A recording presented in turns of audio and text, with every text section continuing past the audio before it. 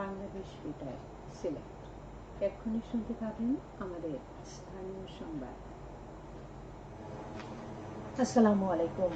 সন্ধে 7টা, বাংলাদেশ বেতার সিলেট। সংবাদ পড়ছি নন্দিনী রায়।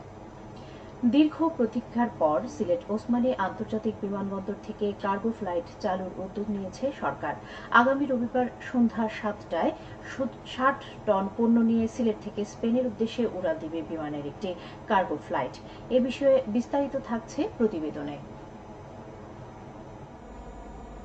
ইউরোপীয় ইউনিয়ন এবং যুক্তরাজ্যে পণ্য রপ্তানির জন্য আগামী রবিবার থেকে সিলেটের ওসমানী আন্তর্জাতিক বিমানবন্দর থেকে কার্গো ফ্লাইট শুরু হতে যাচ্ছে।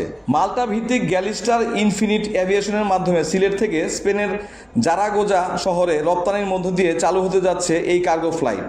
এটি দেশের উত্তর পূর্বাঞ্চল থেকে ইউরোপীয় ইউনিয়ন ও যুক্তরাজ্যে পণ্য প্রেরণের ক্ষেত্রে একটি যুগান্তকারী পদক্ষেপ। কার্গো কমপ্লেক্স ও টার্মিনাল আগে থেকেই প্রস্তুত করা হয়েছে। সম্প্রতি 26 কোটি টাকা ব্যয়ে নির্মাণ করা হয়েছে এটি। ফ্লাইটের জন্য বিমানবন্দরের নিরাপত্তার ব্যবস্থা জোরদার সহ সব ধরনের প্রস্তুতি নেওয়া হয়েছে বলে জানিয়েছেন সিলেট ওসমানী আন্তর্জাতিক বিমানবন্দরের পরিচালক হাফিজউদ্দিন আহমদ। আমরা আশা করছি ইনশাল্লাহ সব কিছু ঠিক থাকলে আগামী 27 এপ্রিল 2025 আমাদের ওসমানী আন্তর্জাতিক বিমানবন্দর থেকে একটা cargo flight, that is the whole flight will carry cargo from Silet. এটা সরাসরি ইউরোপে চলে যাবে। আমাদের সেই সক্ষমতা আছে। সিলেট ও চট্টগ্রাম বিমানবন্দর থেকে কার্গো ফ্লাইটে পণ্য পরিবহনের দাবি ছিল ব্যবসায়ীদের। সেই দাবি পূরণ হতে চলেছে জেনে আনন্দিত ব্যবসায়ীরা। তবে সিলেটে প্যাকেজিং হাউস নির্মাণ না হলে সিলেট বা আশেপাশের জেলাগুলোর রপ্তানিকারকরা খুব একটা লাভবান হবেন না বলে মনে করেন Sylhet chamber of commerce and ইন্ডাস্ট্রিজের সাবেক সভাপতি ও এফবিসিসিআই এর সাবেক পরিচালক খন্দকার শিপার আহমদ। এইটা আমার মনে হয় একটা ভালো দিক, এটা একটা ভালো সুযোগ। তো আমাদের দাবি থাকবে, বিশেষ করে যেহেতু কার্গো ফ্লাইট চালু হয়েছে, খুব শিগগিরই যাতে প্যাকেজিং সিস্টেমটাকে আমরা এখানে বসায় যাতে প্যাকেজ করতে পারি, এইটা করা দরকার। যারা উৎপাদন করতো তারা কিন্তু একটু নিরুৎসাহিত ছিল। এখন এখান থেকে যদি উৎপাদন করে কার্গো ফ্লাইটে বিশেষ করে ইউরোপে যাওয়া যায় তাহলে সময় কম লাগতেছে, কোয়ালিটিটা ভালো থাকবে। আমার মনে হয় যারা উৎপাদক সেইখানে আবার বিনিয়োগ করবে, এখানে বিনিয়োগ বাড়বে। এমন সময় এই উদ্যোগ এলো যখন ভারত তাদের ভূখণ্ড ব্যবহার করে ট্রান্সশিপমেন্ট সুবিধা বাতিল করেছে। ভারতের এই নির্দেশনা স্থগিতের চেষ্টা বা পাল্টা কোনো ব্যবস্থা না নিয়ে নিজেদের সামর্থ্য বাড়ানোর উপর জোর দিচ্ছে অন্তর্বর্তী সরকার। সঞ্জয় সরকার, নিউজ ডেস্ক, বাংলাদেশ বেতার, সিলেট। হযরত শাহজালাল রহমতুল্লাহ আলাইহি এর ওরসকে সামনে রেখে সিলেটে আজ অনুষ্ঠিত হয়েছে লাকড়ি তোড়া উৎসব। উৎসবে অংশ নেন হাজারো ভক্ত। প্রচুর সংখ্যক ভক্ত অনুরাগী ভক্তিমূলক গান ও বাদ্যযন্ত্রের সুরে মুখরিত করে তোলেন মাজার প্রাঙ্গণ থেকে লাকড়ি সংগ্রহের টিলা পর্যন্ত।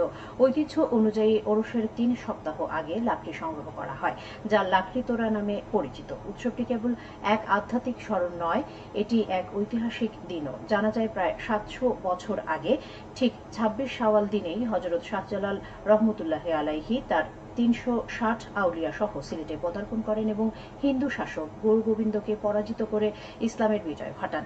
সেই দিনটির স্মরণেই এই লাকড়ি তোড়া উৎসব শুরু হয় এবং আজও তা জীবন্ত ঐতিহ্যে পরিণত হয়েছে। সুনামগঞ্জ বিজ্ঞান ও প্রযুক্তি বিশ্ববিদ্যালয়ের ভর্তি পরীক্ষা অনুষ্ঠিত হয়েছে আজ।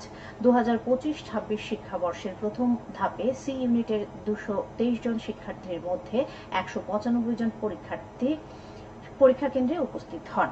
সকাল 11টা থেকে শুরু হয়ে দুপুর 12টা পর্যন্ত এ সময় পরীক্ষার হল পরিদর্শন করেন বিশ্ববিদ্যালয়ের উপাচার্য অধ্যাপক ডক্টর মোহাম্মদ নিজামুদ্দিন। আগামী 2রা মে দ্বিতীয় ধাপে অনুষ্ঠিত হবে বি ইউনিটের পরীক্ষা। এতে 922 জন শিক্ষার্থী অংশ নেবেন।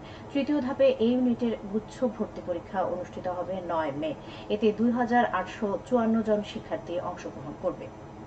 নৃত্যাচার্য নীলেশ্বর মুখার্জির 137তম জন্মবার্ষিকী উপলক্ষে শ্রদ্ধাঞ্জলি আলোচনা সভা ও মরণোত্তর সম্মাননা প্রদান করা হয়েছে আজ মৌলভীবাজারের কমলগঞ্জে। সকালে তার সমাধিতে শ্রদ্ধাঞ্জলি অর্পণ করা হয়। পরে মণিপুরী ললিতকলা একাডেমির অডিটোরিয়ামে অনুষ্ঠিত হয় আলোচনা সভা ও সাংস্কৃতিক অনুষ্ঠান। এ সময় মণিপুরী রাস নৃত্যে বিশেষ অবদান রাখার জন্য ললিতকলা একাডেমি থেকে মরণোত্তর সম্মাননা প্রদান করা হয়। নৃত্যাচার্য নীলেশ্বর মুখার্জি ছিলেন একজন নৃত্যগুরু।